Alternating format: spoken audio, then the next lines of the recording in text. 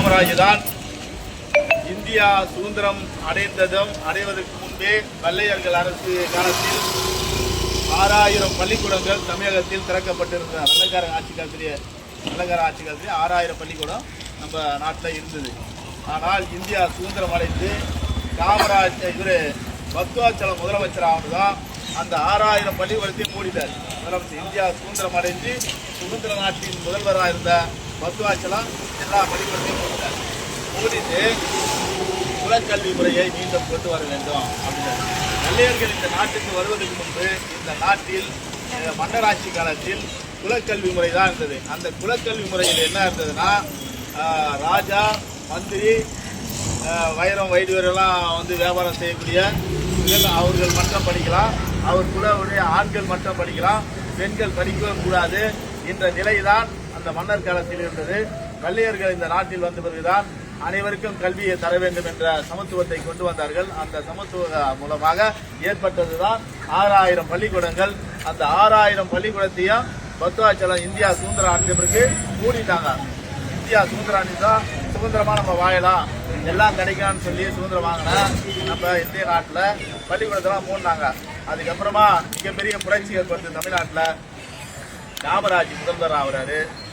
காமராஜ் முதல்வர் ஆகி அந்த 6000 பள்ளிக்கூடத்துக்குள்ள மேலும் 30,000 பள்ளிக்கூடத்தை திறந்த பெருமைக்குரியவர் கருமை வீரர் காமராஜர். கல்வி தந்தை காமராஜர் தான் வந்து 13,000 பள்ளிக்கூடங்கள் 300 வீடுகள் இருந்தால் அந்த பகுதியில் ஒரு பள்ளிக்கூடத்தை அமைக்க வேண்டும் என்று கல்விக்காக தன்னை அர்ப்பணித்தவர். அனைவரும் படிக்க வேண்டும், படிக்கும் போது சமமாக படிக்க வேண்டும், சமமான உடையை அணிய வேண்டும் என்பது அந்த யூனிஃபார்ம் கொண்டு வந்தது அவர்தான். சரி, மாலை மதியத்தில் மாணவர்களுக்கு உணவும் தர வேண்டும் என்று முதல்ல மதிய உணவை கொண்டு வந்தவரே காமராஜர் தான். அப்படி கல்விக்காக மிகப்பெரிய தொண்டு செய்த மாமேதை கல்வி தந்தை காமராஜர் விருதை பெற்றிருக்கிற அருமை சகோதரி சரிபாவை மீண்டும் மீண்டும் வாழ்த்துவதில் நான் பெருமை அடைகிறேன். இவர்கள் ஏகப்பட்ட திறமை இருக்கிறது. இப்போ அவங்க பேச்சிலிருந்து புரிய ஆரம்பித்தது. என் தலைவர் சொல்லுவார், பேசும்போது கல்வி மிகப்பெரிய ஆயுதமாகவும் சொத்தாக நாம் படிக்கிற நேரத்தில் மிகப்பெரிய ஆயுதமாக நம்ம கல்வி எடுக்கணும். கல்வி ஒன்று தான் ஒருவனை அதிகாரமிக்கவனாக தீர்மானிக்கும். கல்வி தான் அதிகாரத்தில் எத்தனை ஒருத்தனை உட்கார வைக்கும். வேறு எதுவுமே வந்து அதிகாரத்தில் இருந்து வரும், அது காணாமல் போன நிரந்தரமானது கல்வி ஒன்று தான். அது கல்வி தான். அது சொல்லுவார், ஒருத்தன் சாதியால் உயர்ந்தவனாக இருக்கலாம், ஒருத்தன் வந்து பணத்தால் உயர்ந்தவனாக இருக்கலாம், ஒருவன் வந்து செல்வாக்கால் உயர்ந்தவனாக இருக்கலாம், யார் எதுனாலும் உயர்ந்தவனாக இருந்தாலும் நான் உயர்ந்தவன், மிகப்பெரிய உயர்ந்தவன். அதுக்கு காரணம் அந்த எனக்கு மிகப்பெரிய அந்த அனைவரை விட உயர்ந்தவன் என்ற ஆற்றலை எனக்கு கொடுத்தது கல்விதான். அந்த கல்விதான் கொடுத்தது எனக்கு. தலைவர் எழுச்சிட்ட பேர் சொல்வார், அந்த கல்விதான் எனக்கு மிகப்பெரிய ஆற்றல் கொடுத்தது. எனக்கு இணையானவர்கள் யாரும் இல்லை, எனக்கு உயர்ந்தவர்கள், எனக்கு என் முன்னாடி உயர்ந்தவர்கள் யாரும் இல்லை. நான் அந்த உணர்வை நான் பெறுகிறேன் என்றால் அதை கொடுத்தது கல்விதான் அப்படின்னு தலைவர் சொல்வார். அப்படி கல்வி மிகப்பெரிய உயர்வானது. அந்த கல்வியை பெற வேண்டும், தெளிவாக பெற வேண்டும், சமூகத்தோடு சேர்ந்து பெற வேண்டும். கல்வி ஒன்றிய பணம் நோக்கத்தோடு கல்வியை கற்பதை விட இந்த சமூகத்தை சேர்த்து கற்க வேண்டும். அப்படிப்பட்டவர்களாக தான் சரிப்பா உருவாவார்கள் என்று நான் நினைக்கிறேன்.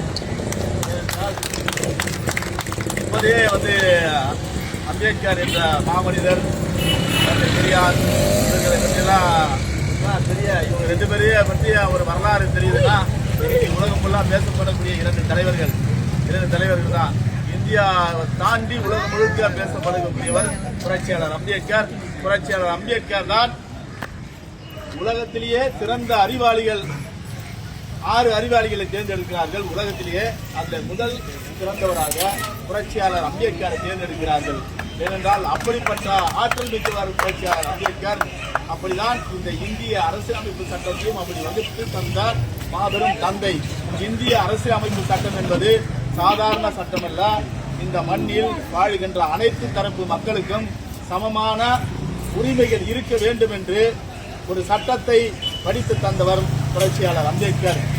நீதி, சுதந்திரம், சமத்துவம், சகோதரத்துவம் கொண்ட நாடாக இந்த நாடு இருக்க வேண்டும் என்ற ஒரு சமத்துவ சட்டத்தை வகுத்து தந்திருக்கிறார். ஒரு மனிதனுக்கு ஒரு வாக்கு, ஒரு மனிதனுக்கு ஒரு வாக்கு, அவர் உயர்ந்தவர்களாக இருந்தாலும் சரி தாய்ந்தவர்களாக இருந்தாலும் ஒரு மனிதருக்கு ஒரு வாக்கு என்பது அதிகாரத்தை தீர்மானிக்கும்.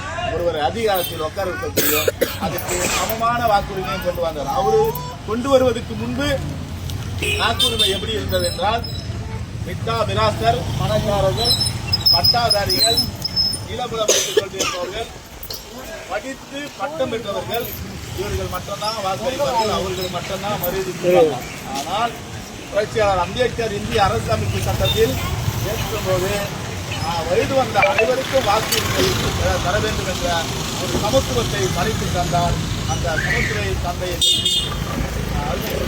உணர்ந்திருக்கிறார். அதான் புரட்சியாளர் அம்பேத்கர் சொல்வார், ஒரு தலைமுறையின் தியாகம் 100 தலைமுறையின் விடுதலை என்னது. ஒரு தலைமுறை தியாகம் செய்து இந்த குழந்தைய படிக்கும் போதுனா இங்க டிகிரி போயிட்டாங்க. அடுத்தது கல்லூரி படிப்பு மிகப்பெரிய ஆளுமையும் ஆற்றலையும் அனுபவத்தையும் இவங்களுக்கு கொடுக்கும். இந்த கல்லூரி படிப்பு அதை முடித்த பிறகு இதோடு நின்று விடக்கூடாது. டிகிரியை முடிக்கணும். டிகிரி முடிச்சுட்டு ஆராய்ச்சி படிக்கணும். ஆராய்ச்சி பிஹெச்டி முடிக்கணும். நாட்டின் சிறந்த மாணவியாக, சிறந்த தலைவியாக, சிறந்த மாணவியாக இப்ப தேர்ந்தெடுக்கப்பட்ட மாணவியாக நீங்கள் உருவாக்கிங்க. கல்லூரியில் சிறந்த மாணவியாக உருவாக வேண்டும். வருங்காலத்தில் சிறந்த தலைவியாக நீங்கள் இணைய வேண்டும். இந்த நாட்டுக்கும் இந்த நாட்டு மக்களுக்கும் இந்த சுற்றுச்சூழல்களுக்கும் நிறைய உதவிகளை செய்யக்கூடிய மிகப்பெரிய ஆளுமை மிக்கவராக நீ வர வேண்டும். அதுக்கு உறுதுணையாக நாங்கள் அனைவரும் இருப்போம் என்று கேட்டுக்கொண்டு உரையை முடித்துக் கொள்கிறேன். நன்றி, வணக்கம்.